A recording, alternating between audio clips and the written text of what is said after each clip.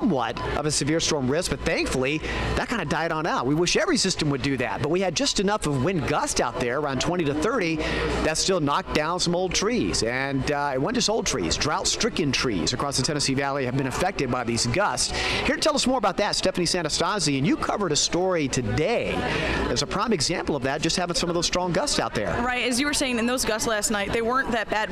I believe Brian Smith said earlier they topped only maybe a little bit less than 20 miles per hour. Yeah.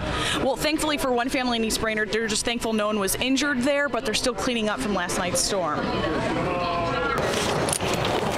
Some say they can smell when a storm's coming. Jennifer Paratelli saw it. It looked kind of like it was going to tornado outside. That didn't happen, but this did. I just heard this big bang. I was sitting in the living room and there were several bangs, like a couple seconds in between, just bang, bang, bang, bang. And I came outside and all the neighbors were in the street like, oh wow, I heard that so loud I thought it was my house. From the looks of it, Jennifer thinks the tree leaned up against the house, slid down the roof and tumbled into the front yard.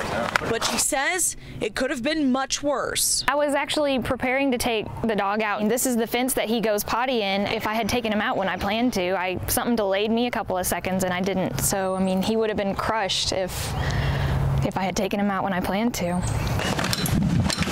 Thankfully, Dova's as playful as ever.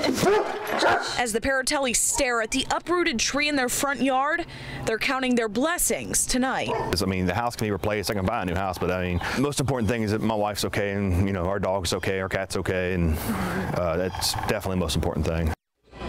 And where that family lives, it's kind of a wooded area out there, so they have a lot of trees on the outside of their house. They said they're going to make sure that someone will come out and check those to make sure something like this doesn't happen again. But for now, reporting live in Hickson, Stephanie Santastasi. Back